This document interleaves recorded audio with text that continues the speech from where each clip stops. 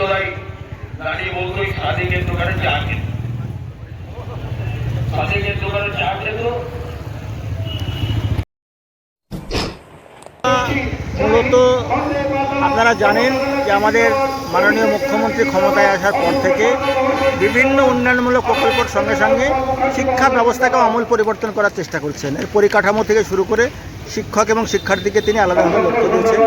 বিভিন্নভাবে সমস্যায় জর্জরিত ছিল শিক্ষকরা, বিভিন্ন ট্রেনিং থেকে শুরু করে বিভিন্নভাবে সেগুলোকে তিনি ইন সার্ভিস ট্রেনিং দিয়ে থেকে শুরু করে মাইনে মাস পয়লা বেতন থেকে শুরু করে প্রচণ্ডভাবে তিনি শিক্ষকদেরকে আজকে একটা জায়গায় এনে দিয়েছেন এবং সম্মানের জায়গায় এনে দিয়েছেন। কিন্তু সমস্যা হচ্ছে বিরোধী দলগুলো আজ কংগ্রেস, সিপিএম, বিজেপি একত্রিত হয়ে এই যে পশ্চিমবঙ্গে দেখতে পাচ্ছেন যে প্রতিটা ক্ষেত্রে যখন একটা চাকরির বিজ্ঞপ্তি বেরোচ্ছে তখনই কোনো না কোনো কেস চলে আসছে। এরা আজকে কাজই হচ্ছে এদের বিভিন্নভাবে কোর্টে চলে গিয়ে একটা কেস করে দিয়ে সেই চাকরিটাকে আটকানো। এইভাবে বিভিন্নভাবে নিয়োগ পদ্ধতিটাকে বন্ধ করে রেখে বাইরে একটা প্রচার করার চেষ্টা করছে যে মমতা বন্দ্যোপাধ্যায়ের আমলে চাকরি হচ্ছে না। এটা একদম যে ওদের কুৎসা এবং ওদের অপচেষ্টার জন্য এই সমস্যাগুলো হচ্ছে সেটা বার্তা দেওয়া একদিকে। আর একদিকে বিষয়টা হচ্ছে দেখুন আজকে যে কিছুদিন আগে যে আপনারা জানেন যে 26,000 চাকরি চলে গেছে, আজকে এটা গেছে কোর্টের নির্দেশে, সুতরাং কোর্টের বিরুদ্ধে কথা বলার এখতিয়ার আমাদের নেই। কিন্তু দেখবেন যে এদের ভিতরে যোগ্য শিক্ষক প্রচুর, 19,000-এর বেশি যোগ্য শিক্ষক রয়েছে। আমরা কেউ চাইনি যে যোগ্য শিক্ষকদের চাকরি যাক। যারা কোনোভাবে টেকনিক্যাল সমস্যার জন্য হয়তো যোগ্যতা আর প্রমাণ দিতে পারেননি তাদের হয়তো যেতে পারে, কিন্তু যোগ্য শিক্ষকদের চাকরি যাওয়ার এটা আমরা কেউই চাইনি। তারা আমাদের ঘরের হয়তো মা, বোন, ভাই, কাকা, কাকি, দিদি, আমার ছোট ভাই বোন, তাদের মুখের দিকে তাকালে সত্যি আমাদের খুব খারাপ লাগে।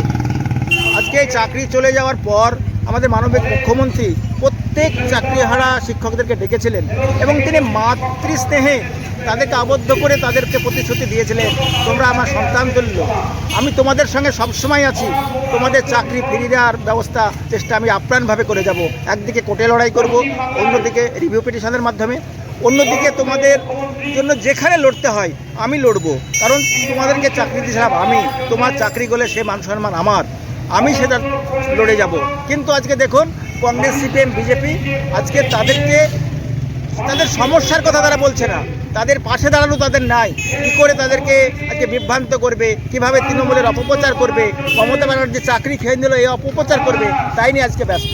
তাই আমরা এখানে আজকে আমাদের সাংগঠনিক জেলার সম্মানীয় সভাপতি অপূর্ব সরকার মহাশয় এবং আমাদের জেলার চেয়ারম্যান নিয়ামত শেখ মহাশয়ের নির্দেশ মতন আমরা পশ্চিমবঙ্গ তৃণমূল প্রাথমিক শিক্ষক সমিতি বহরমপুর মুর্শিদাবাদ সাংগঠনিক জেলার সমস্ত শিক্ষক শিক্ষিকারা আজকে রাস্তায় নেমেছি যে তাদের এই কুৎসার প্রতিবাদে।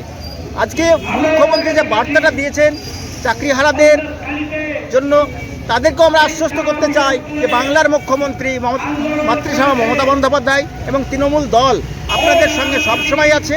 চাকরিহারাদের বার্তা দিতে চাই, তাদের অভিভাবকদের বার্তা দিতে চাই, আপামর জনসাধারণকে বার্তা দিতে চাই যে আপনারা এতে কোনোরকম বিভ্রান্ত হবেন না। বাংলার মুখ্যমন্ত্রী যে কথা দেয় সে কথা রাখে, তিনি সর্বতভাবে চেষ্টা চলে যাচ্ছে কীভাবে তাদের চাকরিহারাদের ফেরত পাওয়া যায়। সুতরাং তাদেরকে এই ব্যাপারে আর কোনো রকম খুব বেশি চিন্তা করার প্রয়োজন নেই। এই বার্তাটাই আজকে আমরা এই পথসভার মাধ্যমে দিতে চাই। আপনারা দেখতে পাচ্ছেন এখানে শয়ে শয়ে শিক্ষক আজকে এসে উপস্থিত হয়েছেন একটাই কারণে, কারণ তারাও শিক্ষক, আমরাও শিক্ষক, তাদের পাশে দাঁড়ানো আমাদের নৈতিক কর্তব্য। সেই কর্তব্যর তাগিদেই আজকে আমরা এখানে এসে উপস্থিত হয়েছি এবং শয়ে শয়ে শিক্ষক আজকে এখানটা এসে জমায়েত হয়েছেন, আপনারা দেখতে পাচ্ছেন। তাদেরকে আমি সংগঠনের তরফ থেকে অভিনন্দন জানাই। আমার নাম ডক্টর পার্থসারথী সরকার, সভাপতি পশ্চিমবঙ্গ তৃণমূল প্রাথমিক শিক্ষক সমিতি বহরমপুর মুর্শিদাবাদ সাংগঠনিক জেলা।